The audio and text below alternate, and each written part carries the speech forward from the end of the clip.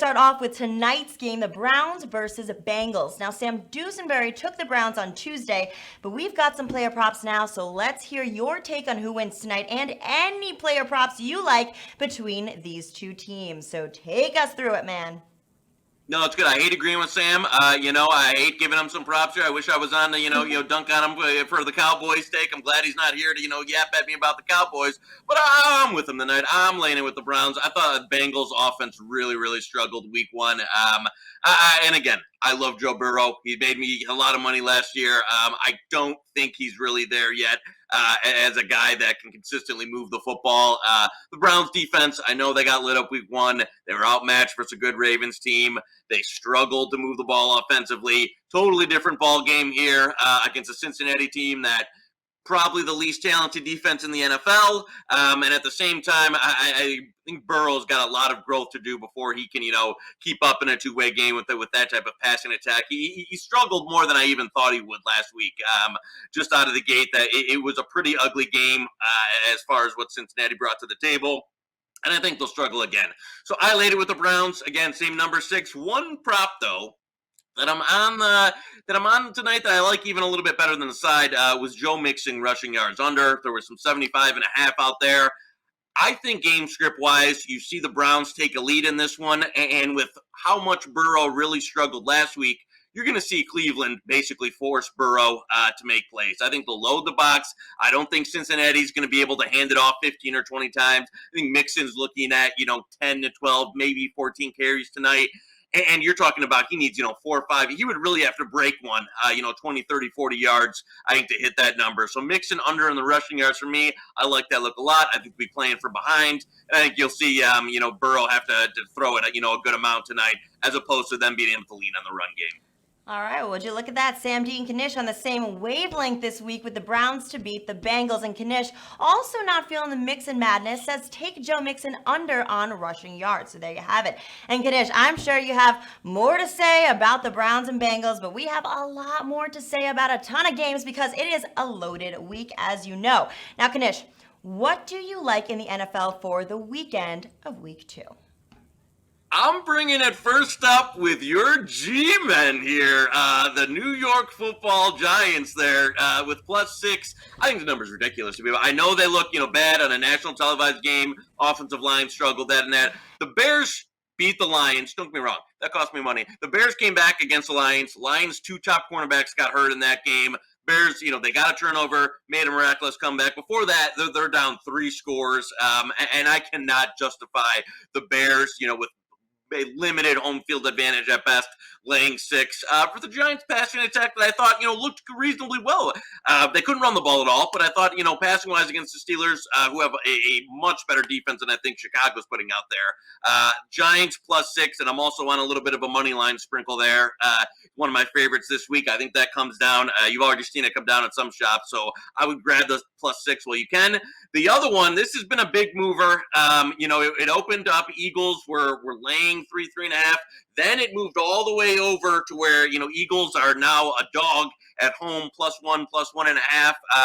They're getting some key pieces back this week. They're getting Lane Johnson, the star right tackle's coming back. It looks like Miles Sanders will be back in the backfield. I thought the Rams were a bit fortunate to win against the Cowboys Monday night. It's a better defense that the Eagles have than what the Cowboys are running out. The Cowboys are missing a few pieces on defense, especially in the secondary. That allowed the Rams to move the ball a little bit better than I will this week. So I'm going to go with the Eagles as the home dog here. It's another one I like. If you can get it +1, I'd grab it now, as I think that's going to close right around pick. Another nice game to tease up there. If you do that, get the Eagles to +7. So Eagles and Giants, 2 early looks. I think that if you can grab them at those numbers, you'll get a good price going into Sunday. Well, Knish, I'm glad you've finally seen the light and are giving my Giants the respect they deserve. Obviously, that's why you're wearing blue. Of course it is. Now, Joey, some Giants blue for you.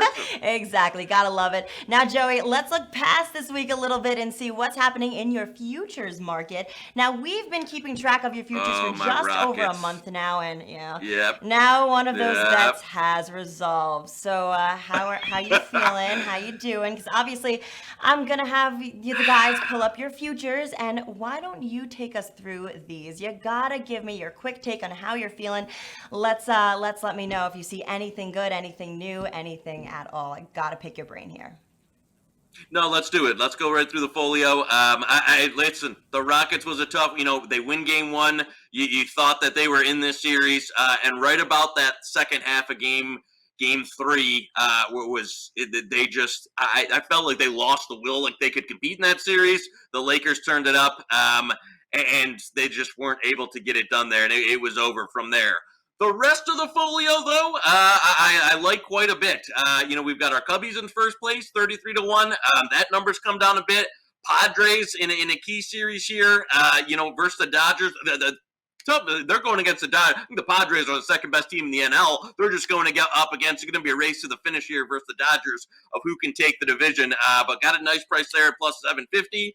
Our Heat in the Eastern Conference Final, up 1-0. If you're listening to this and you bet the 10-1, I would now come back on some Celtics to win this series at plus money. So if you're sitting with Heat in your pocket, 10-1, you can now get Boston right around plus 130, plus 140 to win the series. Take a unit or two on that as somewhat of what I think is a plus EV hedge. I think the series is going 6 or 7. So take the 10-1 you got in your pocket. Come back on a little bit of Boston. We got college football heating up here that we're going to see starting some ACC and a Big 12 starting soon. And our Cowboys with a week one offensive PI that should have been called. They should be 1-0. Tough loss there versus the Rams. There's still, though, the other Eagles lost, Giants lost, Redskins, my Skins, I had a little bit of a comeback victory versus the Eagles. I'm still fine with where the Cowboys are sitting in the NFC East. Let's add one. Let's add a long doggy here in the MLB that we're going to have to go. This was a team that I liked preseason, got off to a horrid start, and now they're sitting out there, and they're like a half game to a game. I look at the updated standings out of the playoff picture. Remember, updated playoffs in the MLB, expanded field, so you're going to get 16 teams in. This is the time where to go as we get closer. Here we're only less than a month out from the end of the season, where if you can get one of these teams that's on the fringe to make the playoffs, you got to grab it. I seen the Cincinnati Reds out there at 100-1. 100-1 to win the World Series when this is a team that's got frontline talent. Lineup's been, off and on the other year, but they're on a heater now. They've won, I believe they've got 7 in a row here. They're back in the playoff picture, and the market hasn't fully adjusted yet. If they can get in with the pitching they have, that's what it's all about in a short playoff series or a one-game knockout. You can bring the frontline starter, Trevor Bauer, in that to the series. This is one I like a lot as a long dog flyer. All they got to do is get in. All you've got to do is get in, especially when you've got the pitching they have. And then, especially it gives you some options there if you can trade it. So Cincinnati Reds, that number is going to come down if they win a few more games here in a row. So if you can grab that, I saw that at a few shops out there, 100-1, grab it now, and hopefully the Reds can sneak in the playoffs, and then we'll see from there.